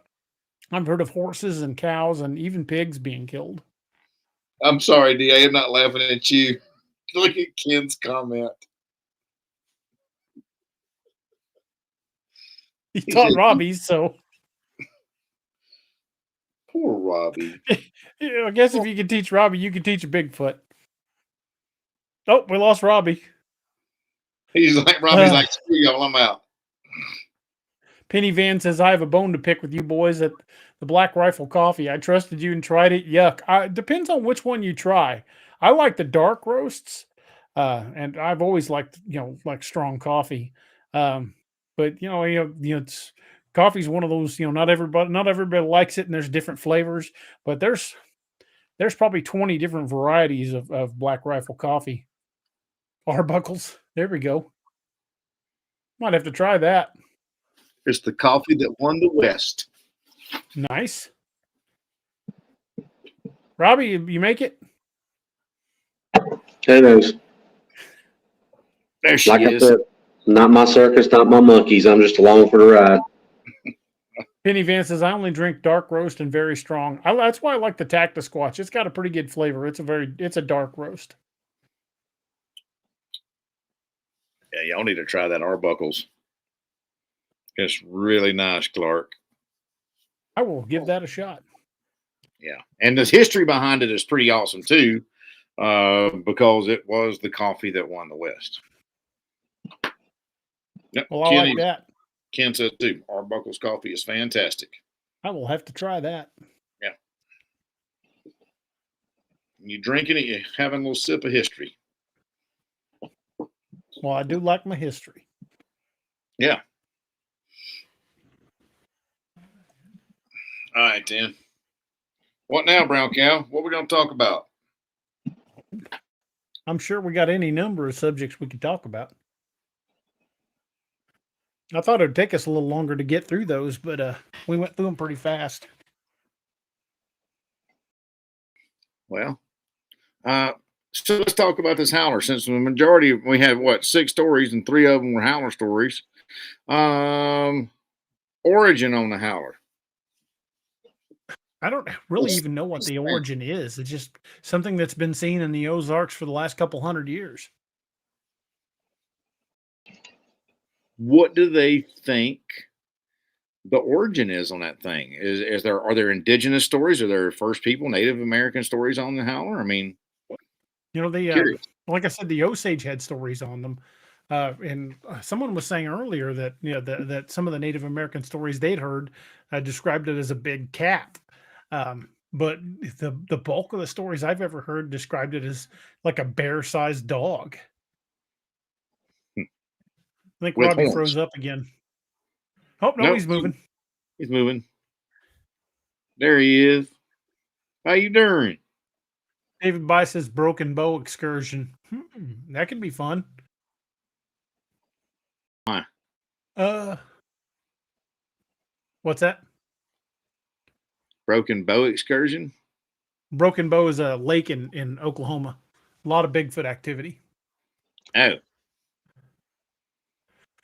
Roxanne Delgado says, DA, have you heard any dogman sightings around Liberty, Missouri? I've heard of Bigfoot stories up that way, but when you get up that direction, if I remember correctly where Liberty's at, I have heard dogman stories up near Hannibal. They refer to it as the Hound of Hannibal. Penny Van says, do I have eye boogers? Robbie's blurry.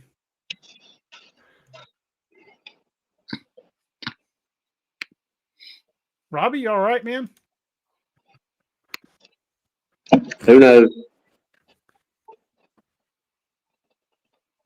He's toward.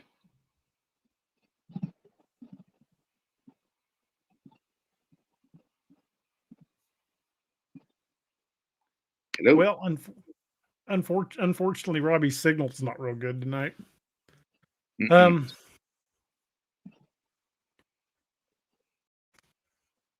So if we can get a group together out near. Oh, we lost Doc. Holy crap, man! We are going nuts tonight. I've got good internet connection too, man. So I don't know. What the hell? Something's nuts is going on. I have no idea. Well, let me check a couple of my settings and see if it might be on my end. If it might be the show. Doc, why don't you tell us a little bit about Dark Angel while I check some of my settings. Okay. All right. Well, for those of you who have heard me with my little spiel before, you're going to hear it again. For those of you who are maybe new to the channel, we thank you for being here. We hope you give us a like and a subscribe and follow us and become a part of the Ex MachiNation. I'm going to tell you about my little company. I started this company back in 2011, went live with it in 2012. Dark Angel Medical is an absolute labor of love because we not only make trauma kits or anything from minor first aid trauma to major first aid trauma and everything in between to mass casualty kits. We also teach people how to use this type of equipment in a stressful situation and to become an asset versus a liability. We have right now we got 173 confirmed saves, which is pretty rad. If you head over to darkangelmedical.com, check out all of our trauma kits and just review them. You may notice that there's one thing on the page, and it's called our Kit for Life Guarantee. If you see that, that's because we honor that, and thankfully, because without us packing those birthdays in boxes, we're not able to give folks another birthday. So if you use that kit to save somebody's life and you let us know about it, we'll replace whatever you have used absolutely 100% free of charge. That's called our Kit for Life Guarantee. You can also get those kits using your HSA or FSA account, and you can pay over time using Sezzle. That's not a loan. It just takes a set amount off your little debit card or credit card every couple of weeks for a couple of months, so you pay it out over time. So buy once, cry once. We put good stuff in our kits because we care more about product integrity than profit margins, and we want people to have the best stuff possible when the time comes. And that also means if you save the life of a pet, tourniquet off, use some quick clot. I've actually got 1 dog and 2 goat saves with our kits, which is kind of rad. So they count as saves too. But as far as people, we got 173. So head over to darkangelmedical.com. Check us out. We're going to be putting our 2024 training schedule up pretty soon. Use the coupon code CRYPTID25 for 25% off your order. And that's just our way of saying thank you for being a part of the Ex MachiNation. As we always say, get a kit, get trained, and be the difference. Absolutely. I can't find any settings that look screwy, so I don't know. Maybe it's just weird connections tonight. Yeah, I don't know, man. A den of kin, as they say in the old country. A den of kin. Did not save that cat. I did not. It had no intention of it. That is correct. Spy in the Sky 777 says, I've had trouble with the internet here in Tulsa, Oklahoma area. None of us are in the Tulsa area, so God knows. It's just bizarre. Robbie, are you at a hotel? Yep. It could just be spotty hotel internet. I mean, I just checked my speed test, and my speed test is fine. I mean, I'm pulling on Starlink. I'm pulling 175. That's not bad. No, not for Starlink. And this is a high usage time too out here. So yeah, I don't know. I got a good signal.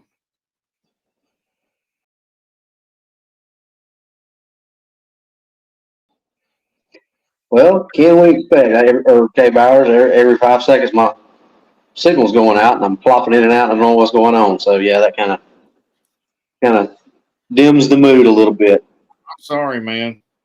I hate it for you. I don't know what's going on. Nope, we just lost Doc. See? Yeah. Freaking did it again. What the heck is going on? Well, I don't know.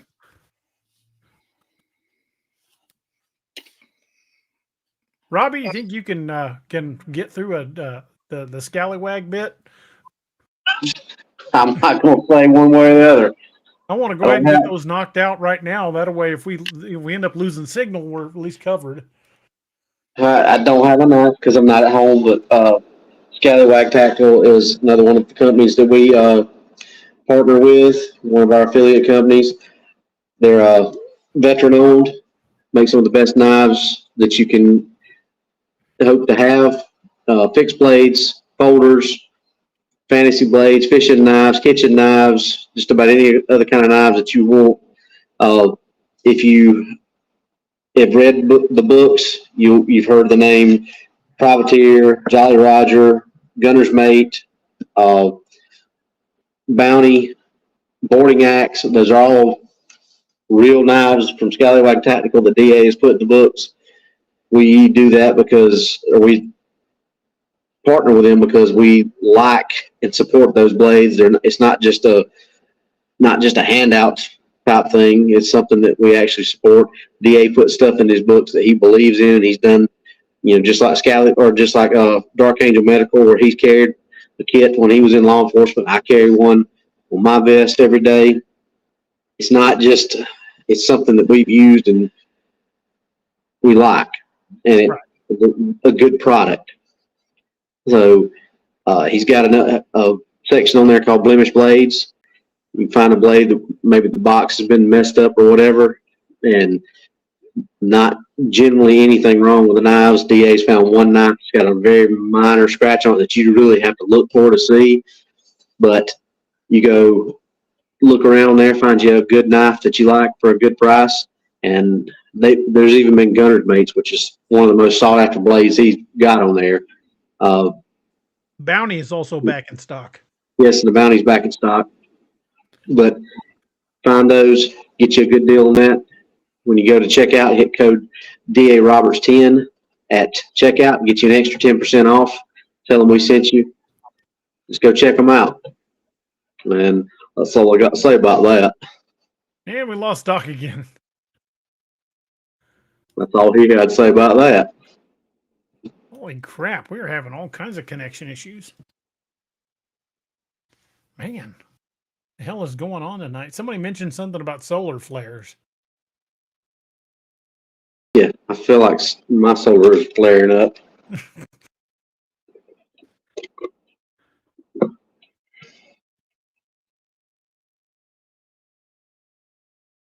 Doyle Thorne says the Scallywag Blemish Blade section is my official gift shop. Great knives and at unbelievable prices. And they've got a lot of great sales going on, even on the non-blemish blades right now. Some really good deals going on those knives right now. K Bauer says it's Ken messing with Doc and Robbie.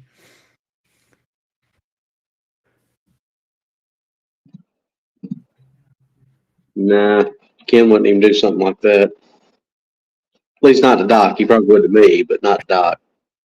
Well, I'm going to go ahead and talk a little bit about Ken. Talk about Brock Blades. And then we'll have our affiliates done for the night. And we'll see if we can keep a signal going strong enough to keep the show going. Brock Blades is another one of our affiliates we're proud to be part of.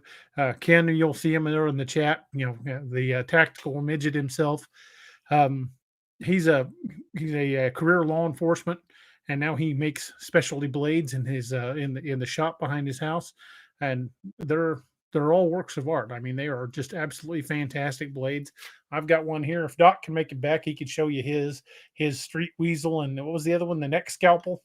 Neck Scalpel, and the soon to be revealed new dagger that I know the name of, but I'm gonna let Doc be the one to reveal it. Well, if Doc makes it back, we'll see if he can enlighten us on it. But every one of his blades are unique. They're all handmade. You can custom order a blade. You can pick the type of blade, the type of handle. So there's a lot of factors going into this, and no two blades are ever identical. If you know anybody that's a hunter or a veteran or a first responder, any kind of outdoorsman, the gift of a special blade, a custom blade, is something that'll be treasured. And these aren't just designed to be set on a shelf and looked at. These are functional blades. So check out brockblades.com. Let them know we sent you. And if you order something, just use discount code Cryptid10 for 10% off your order. And if you order something custom, make sure you let him know you heard about him from here on the show, and he'll still give you your 10% off on your order. And hopefully Doc can make it back. He said he was going to unplug his router and try restarting it. Maybe that'll help. Which means he'll be back in a minute or two once the router's had a chance to reboot. Yep. Unfortunately, I can't do that because Mine's Well, just screwy hotel connection.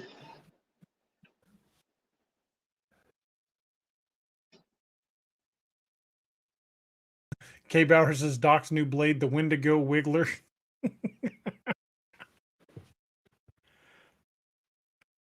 Mrs. Moon says she keeps a K-bar under her truck seat. That's a good knife.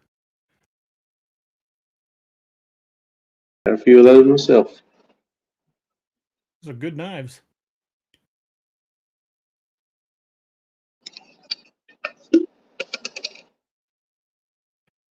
Ooh.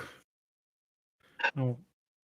Considering everybody's having technical issues, we may have to cut it early tonight. I don't know what's causing it, and I can't fix it.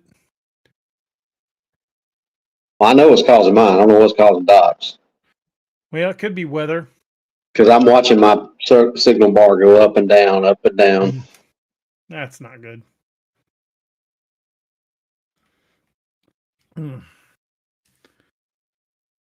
Well, hopefully Doc can be able to jump back in a minute. We'll give him a few more minutes, and if not, we may have to wrap things up a little early, simply to give everybody a chance to get back on solid internet.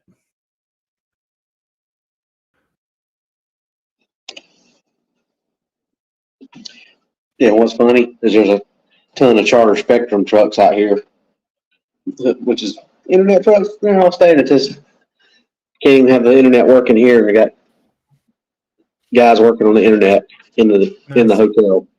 Nice. Well, maybe that's the problem. It probably is. They probably got all kinds of equipment hooked up in their rooms. Probably. David By says, I'm going to hit the sack. Got a long day tomorrow. Well, be safe, dude. Thanks for being here.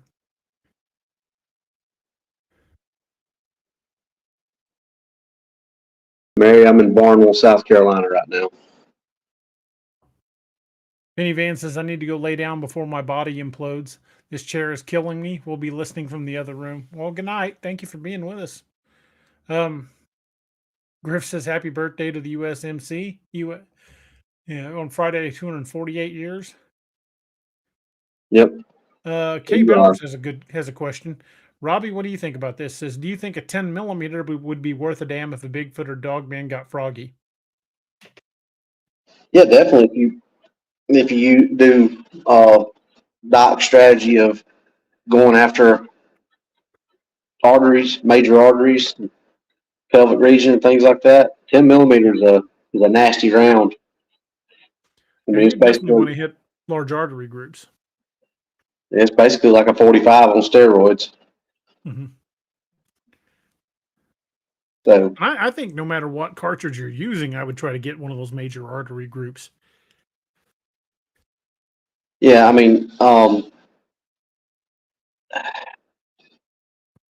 I think that obviously as big as something like that is, a smaller caliber, like a 9 or a 380 or something like that, even if you're going to have to really be a really good shot to hit a main artery in something like that, and to even punch through to make it to the artery.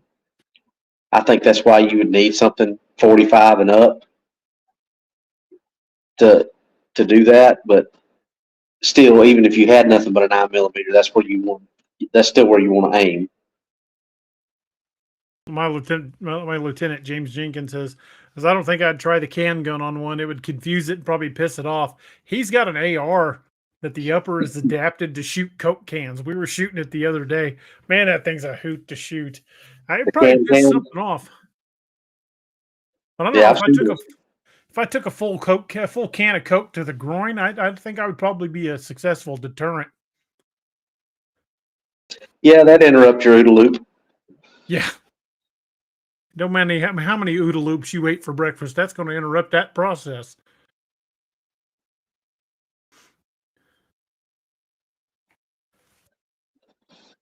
But yeah, I think a lot of it is just shot placement would be your biggest, because you're anything up in this area right here with a smaller caliber handgun, it's probably just going to piss it off. Thad Brown says, what about 357? .357 is a nasty round. That would be something that if you hit in those areas, I mean, most 357 rounds are hot loads anyway, with higher grain loads. So you're going to get a little bit more power out of them than, I mean, it's basically like a 38 that's been charged up because, you can shoot a 38 out of a 357. You just can't go the other way around to shoot a 357 out of a 38. But, so it's the same, casing size is pretty much the same. It's just the actual, bullet and the grain load is what's different. Mhm. So, I mean, if all I have was a 357, I definitely would use it. Still would just aim for, the pelvic area, pelvic girdle. And something, that we hadn't really talked about, shoot it in the knees. Yeah. If it's walking upright, it's got knees. You smash a 357 or even a 9mm into something's 44 kneecap, Magnum. it's going to have trouble walking if you smash its kneecaps with a high velocity round, or as Doc likes to call it, a cordless hole puncher. Yeah, that would probably do some damage. At least slow it down. Oh yeah. Well, here's a question for you. I've heard of hog hunters hitting hogs in the head with calibers as big as .308 and watching it bounce off, not punch the skull. What do you think it would take to punch the skull on something like a Bigfoot? Ugh. Well, I mean, I don't like to go out without anything. I mean, I still have my 9 on my side if I need it, but I really don't like to go out with anything less than my SOCOM. 308, 458. I would a 300 blackout or a 223 or 556. I don't know that would. I mean, they're fast, really fast rounds, but I don't know that they got the power to punch through something like that. What do you think about an AP round? Yeah, I think that if you start maybe getting up in maybe like the green tips and above for the 223 or 556, you might have some chance of penetrating at that point. But it's hard to, the skull itself is hard to get a good shot, a good clear shot front on because of the way it's curved. I mean, just especially with a really fast round, it's going to hit and skim off. I mean, I've heard plenty of stories. Doc even told us stories in the class about bullets hitting and running the curve, just running the curve and coming out the back. So, Wyatt 7 mag, that's a pretty nasty round too. I mean, I know a lot of guys use that round to hunt moose and bring moose down. 7 mag's a really good all around hunting round. So yeah, I mean, I would think any of your big deer rifles, 7 mag, 300 Win mag, 308, any of those big rounds would do a really good job at slowing it down. So you think the M1 Garand would be a good one to take? That's a 30 caliber round, right? Yeah, it's a 308. Yeah, I anything around that general area or size, I think would do. Like I said, I mean, you shoot something like that in a knee, it's definitely going to slow it down, at least enough to get away or de-ass the area. At that point, if it's injured, it might actually shift its focus from trying to rip your head off to getting the hell out of the area. Yeah, 338 Lapua. That's another good round that Keith's talking about. I mean, it seems like that's the thing now is to come out with new rounds. I mean, you got the 605 Creedmoor or 606 Creedmoor. You got the Grendel round they've got now, the Beowulf. Griff 338 Ultra Mag. It seems like every day there's a new round that comes out. So until there's a lot of really extensive testing on what some of these rounds will do, I watched a video with Kentucky Ballistics where he did a the ballistics gel test of a 4.58 SOCOM versus a 50 Beowulf, the difference in the wound channels and things like that. And there really wasn't a whole lot of difference for the money. I mean, obviously there were a few differences, but like from start of the test to the finish test, there was not a whole lot of difference to where you could say that one was 100% better than the other. So either one of those rounds would be something, that you wouldn't have a problem or wouldn't have an issue carrying out in the woods. So, Robert D had an interesting question. He said, I had a PSE combo with an 80-pound pull and a 4-head razor blade arrowheads. You think that would do any damage? That I would say if you're going to shoot it with a bow, it would be shot placement, because I've seen bow hunters shoot hogs in the side with combos like that, and they hit that breastplate or whatever that little side armor plate they've got, and it bounced off. And if a hog has something like that, I would say you would have to pin something like that in a really good spot. Well, I know a broadhead like that will punch Kevlar. Well, but here's the thing: if you shoot it with a bow and arrow and you don't hit it right, what's going to happen? Piss it off. Yeah, you shoot a hog with a bow and arrow, and it doesn't kill it, and it pisses it off. It's probably going to run away. You shoot one of these things with a bow and arrow, and it don't kill it, and you piss it off, and you don't have anything with a bow and arrow, it's not going to run away. It's going to run to you most likely. More than likely. What about 7.62 by 54R? That's the Mosin Nagant round. Yeah, that's a 1,000-yard round. That round's got some power. Yeah, I had a Mosin Nagant at one time. That thing kicks like a government mule. I wish I still had my Nagant. Yeah, honestly, I'm like Toombs. If I go get another rifle to take out there, I'm going to get a government 45-70 lever action. I'd like to have like a Henry 45-70. Yeah, that is a stout round. It's thick. It's slow enough, but still delivers enough kinetic energy where it's going to do some damage. And you get it in a lever gun, you can fire just as fast as you can work that lever. That to me, I think that's probably one of the better guns to take out. And something People underestimate a good lever gun.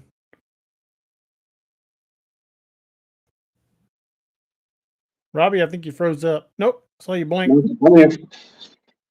Yeah, people underestimate a lever action, and I think that's a mistake. Well, there's more deer killed in the United States every year with 30-30s than any other gun. I mean, that's still the number one brush gun in the country to go hunting for deer. Yeah, I hunted with a Marlin 30-30 for a long time. Yeah, first deer I ever took down was with a Winchester 30-30. Eric Testman says, "What about a 7 mag?" Didn't we already cover that one? Yeah, we talked about 7 mag. And I think that's a good round too, Eric. I mean, most all these bigger hunting rounds, 7 mag. I know people who've taken down moose with that round.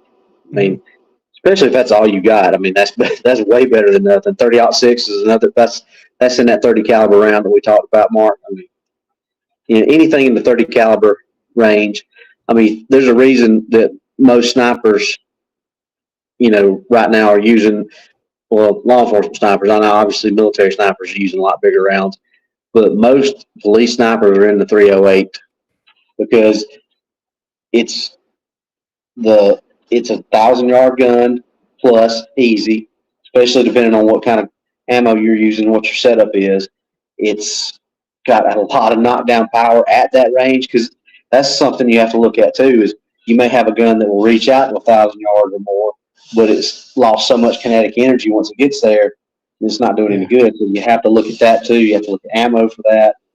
But the 308s generally still have a lot of knockdown power when they're at that, and that's why a lot of law enforcement agencies use it, because if it's still got knockdown power at 1,000 yards, most police snipers are not shooting at 1,000 yards. So you're going to have a lot of kinetic energy at the point of impact, and anywhere from 200 to 300 yard shots that they might be taking. Well, most police snipers aren't going to engage at that kind of distance anyway, because in an urban environment, how often are you going to get a 1,000-yard shot? Yeah, exactly. That's what I'm saying. Look at it as if a 308's got that kind of knockdown power at 1,000 yards. Okay, we want that because that's really going to have the knockdown power that we want. It's just like that guy that was sitting there with a gun in his hand in the chair, and the sniper shot the gun out of his hand.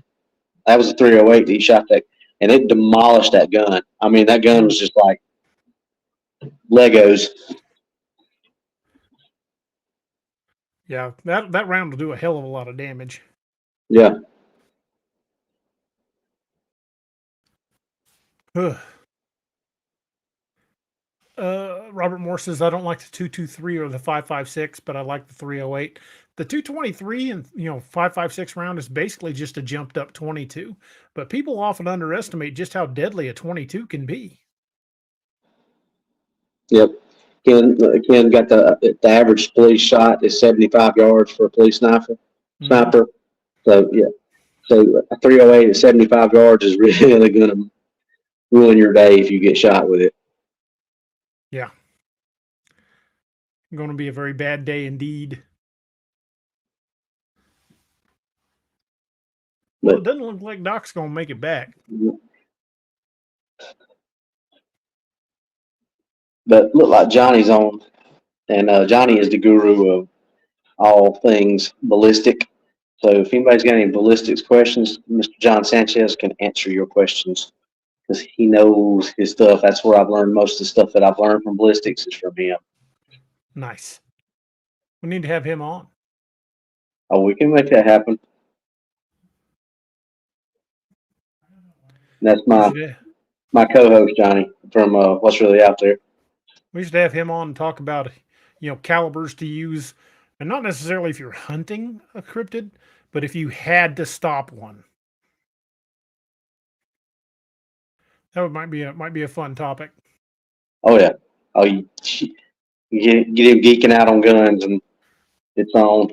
Me and him have had conversations that have lasted several hours, just talking about stuff like that.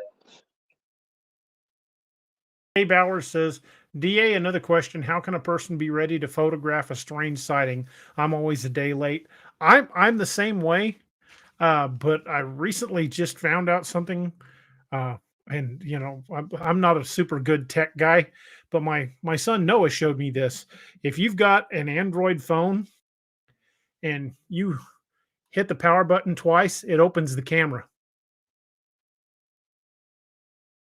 You don't have to unlock the phone. You don't have to fumble for the camera app. Just hit the power button twice and your camera app comes up. So maybe that'll help you get a camera up and ready to go quick.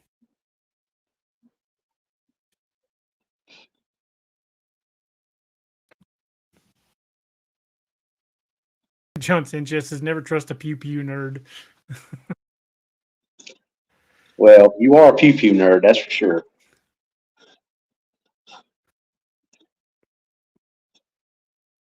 But I don't know if that works on iPhones, but it definitely works on Apple, on Android phones.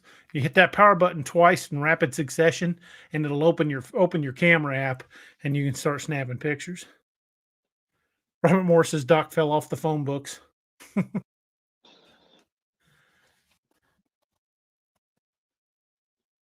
Griff says no, not on iPhone. I'm not an iPhone guy, so I couldn't tell you. And Ken loves to make fun of me about that, but I told him I'm not a 17-year-old girl, so sorry. That's funny.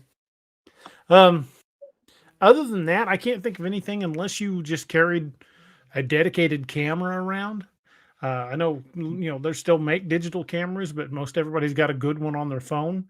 I would just say if you think you're going to need to take a quick photo, if you've got your phone right there where you can grab it, just hit that power button twice, and that's probably the fastest way to deploy a camera that I know of. Unless you've got a dash cam running or a GoPro that you can kick on. She said, I've been trying to catch a ghost horse and buggy, but I can't get it. Only thing I can think of is just, keep that phone app, in mind. Keep your phone in your hand when you're walking in that area. And if you hear it or see it, just double click that, and you'll have your camera up pretty fast.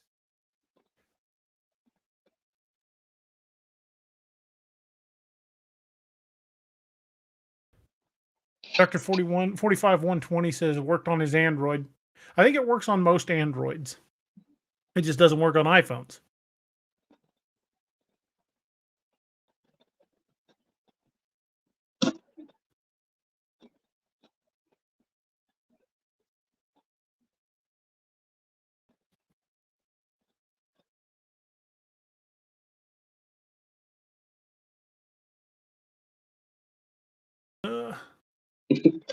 If you have to double click on the power button on the iPhone, it opens the wallet. Yeah, see what the priorities are. On Androids, it's to be able to take a camera. For iPhones, it's to be able to buy something. Have you heard anything from Doc? I just got one. Hold on. Oh, he says it's snowing really heavy, and the ice melter on my Starlink is overwhelmed. So Doc's internet's out. Yep. You answering him? Yeah. Well, Doc's not going to make it back because it's snowing to beat hell. Johnny was talking about double clicking the power button on an Android phone that automatically opens up your camera. Somebody was asking, what's the easiest way to be ready?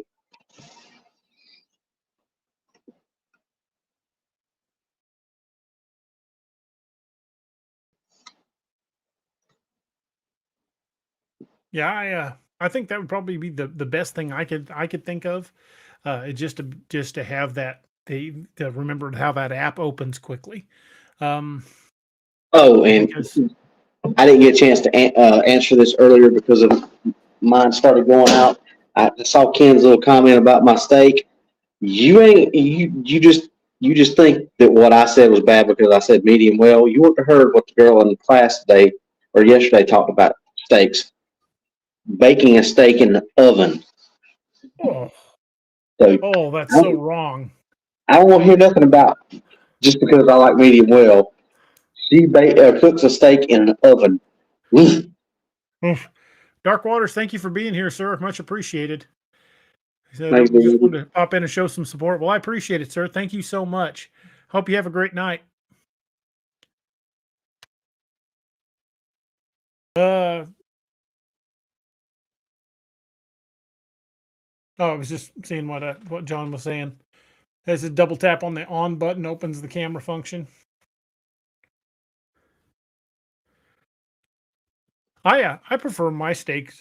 Well, I'd order them blue if the wife wouldn't flip out, but I like a very rare steak.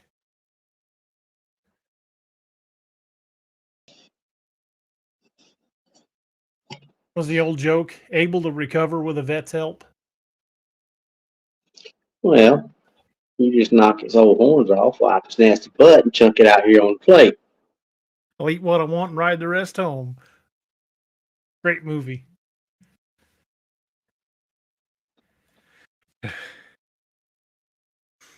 Well, folks, it is coming up on the 2-hour mark and does not look like Doc's going to be able to make it back.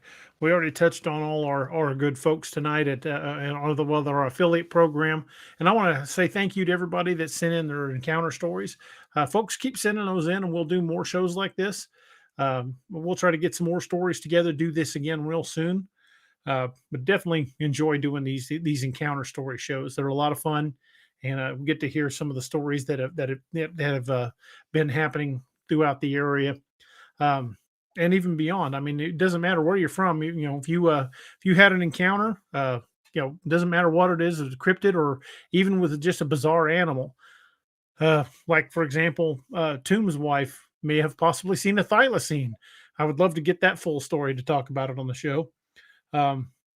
But yeah, anything like that. If you see something you don't know what it is, we'd love to hear the encounter story and share it on the air. So send those stories in, send them to DA Roberts at daroberts.net. And, definitely, definitely send those in. And we'll do more shows like this. Let me put that up there. I'll throw the link in the chat again. But yeah, again, that email address is daroberts@daroberts.net. So, send your encounter stories and your strange and bizarre stories, and we would love to share those on the air. Roxanne says, DA, the only way to eat one. Absolutely. And got a good piece of news today. Since Johnny's in the chat now, that's perfect to tell this. What's really out there will be back. That's awesome. We figured something out, and Johnny actually has. I don't know if we're going to be able to get it this next week coming up, or if we're going to have to do another. But we got things worked out. We got things figured out, and we'll be back. Hopefully, Steve can come back with us too. I don't know. He's been tied. I mean, they've had a lot of stuff going on in Spartanburg where he's at, and he just has been busy. But me and Johnny will definitely be back. So it's coming back. Nice. Well, I'm glad to hear that, dude. That is awesome. Yep. Well, me and Johnny had a nice long talk the other day, and he kind of put me in the right direction. I didn't really know where to go, and he gave me some good advice, and we are going with that, and we're going to keep on keeping on. Good.